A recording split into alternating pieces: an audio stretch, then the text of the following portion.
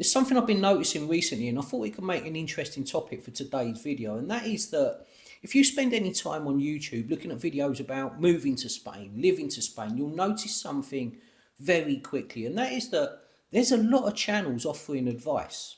Advice about where to live, advice about visas, advice about buying property, and advice about what Spain is really like. And in many ways, I suppose that's a great thing. People sharing their experiences can be really helpful for anybody that's thinking about moving here to Spain.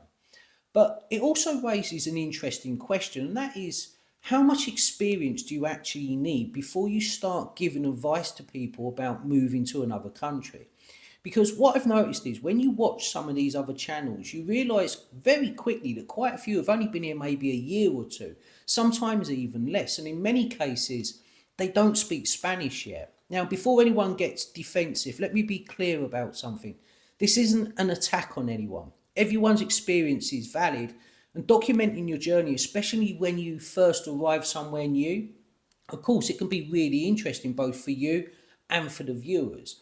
And the truth is, I actually enjoy watching those kinds of videos myself, seeing how people are settling in.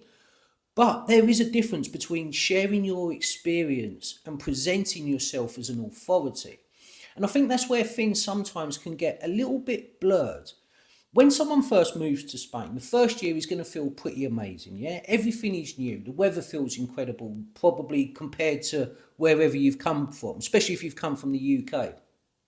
The food is great.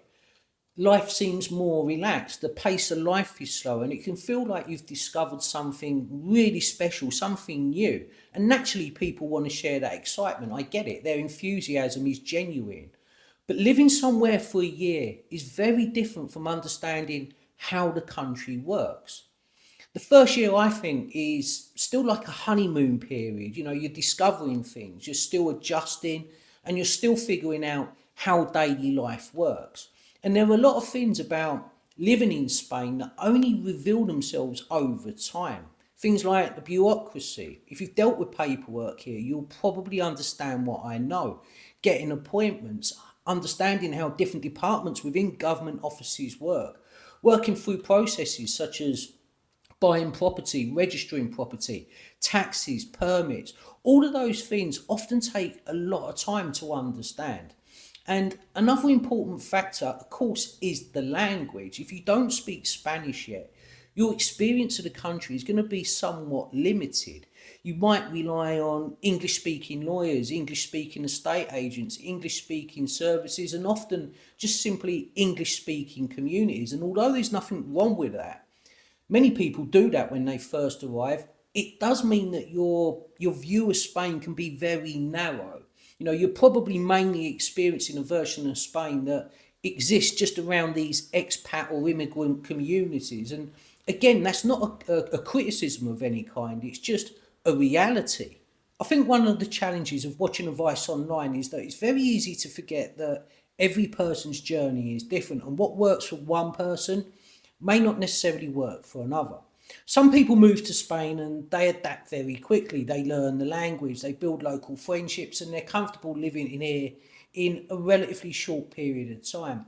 However, others can take much longer to feel at home, and both experiences are completely normal. But I think the problem happens when advice starts sounding universal, when someone starts saying something like, this is what Spain is really like, or this is the best way to live here, based only on their personal experience. Because the reality is that Spain is a very diverse country, and life can feel very different depending on whether you live in a city, a coastal town, or maybe even a small village. And of course, it also depends on your lifestyle, it depends on your language ability and how much you interact with local culture. So rather than asking whether someone is right or wrong about Spain, maybe it's better to ask whether their experience is similar to the life that you want to have.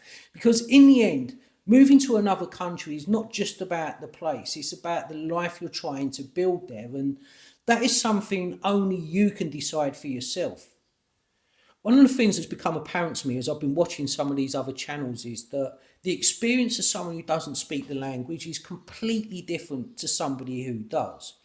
When you speak Spanish, even if it's just basic level, the country opens up in a completely different way. You start having conversations with local people. You're able to deal with things directly rather than having to pay the services of someone to help you.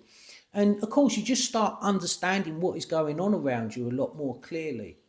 Also, as well, when you speak the language, you start to see parts of the Spanish culture that I think you probably would miss otherwise.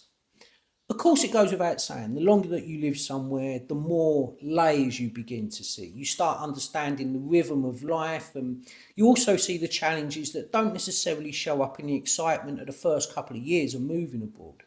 Now, none of this means that, new arrivals shouldn't share their experiences. In fact, those early impressions can be interesting. What surprises people, what they love, what they hate, and what they struggle with. And those things are definitely helpful for people that are thinking about making the same move. But at the same time, I think it's very useful for viewers to understand the difference between someone who's sharing their personal journey and someone who's presenting themselves as an expert on living in Spain. Because the truth is, most of us are still learning. I certainly am after 21 years here, and living in another country is a long process of understanding. Every single year that passes, you discover something new. And I know in my case, sometimes I've realised that I thought I understood something and then realised I didn't understand it properly, and I've made the mistakes, and through those mistakes I've learnt from them. One of the things I've noticed on my own journey is that as the years have rolled by, I've built a deeper understanding of Spain. And I think that's what makes living abroad so interesting, is that it changes over time. Your perspective changes, and even your relationship with the country can change. So maybe the real question isn't whether someone should or shouldn't give advice. Maybe the real question is how much weight we should give to advice from people that are still at the beginning of their journey. Personally, I think there's value in hearing from people at all stages of their journey, but I also think it's important to keep perspective about the experience behind the advice. Anyway, I'm curious to know what you guys think. How long do you think someone should live in a country before they start giving advice about it? Is 1 year enough, or is it 5, 10, 15, or maybe even 20, like in my case? Or maybe you even think that any experience is useful as long as people are being completely honest about where they are in their journey. Let me know in the comments, because I think this is an interesting conversation to have. Anyway, guys, I'm going to wrap up the video, but as always, if you've enjoyed this video, please remember to give it a like and a hype. And if you haven't already subscribed to the channel, hit that subscribe button. It's absolutely free to do. It won't cost you a penny, but it really helps this channel to grow. Anyway, enjoy whatever you're doing for the rest of the day, and I'll catch you in the next one.